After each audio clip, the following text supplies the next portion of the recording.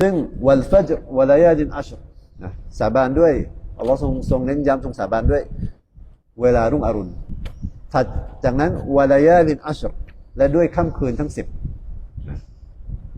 อุลามะส่วนใหญ่ซาลัฟค่ำคืนทั้ง10เนี่ยหมายถึง10วันแรกของเดือนซุลฮิจญะห์เป็นการสาบานกันเน้นย้ำให้เห็นถึงความสำคัญของ10วันแรกของเดือนซุลฮิจญะห์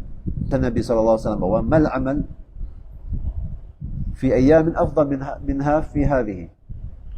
ไม่มีอามัลการงานในช่วงเวลาใดนะครับที่จะประเสริฐมากไปกว่าช่วงเวลานี้ซอฮาบะห์ก็ถามนะครับสงสัยว่าแม้กระทั่งการญิฮาดเหรอ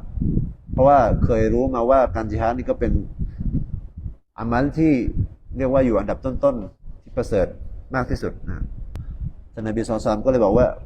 วะลัลญิฮาดรวมไปถึงการญิฮาดด้วยก็ไม่ได้ประเสริฐมากไปกว่าการงานในช่วงเวลานี้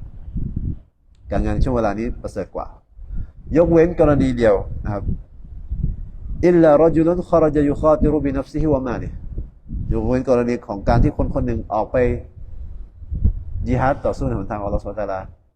ด้วยชีวิตของเขาและด้วยทรัพย์สินของเขาออกไปญิฮาดฟะลัมยัรญิอ์บิชัย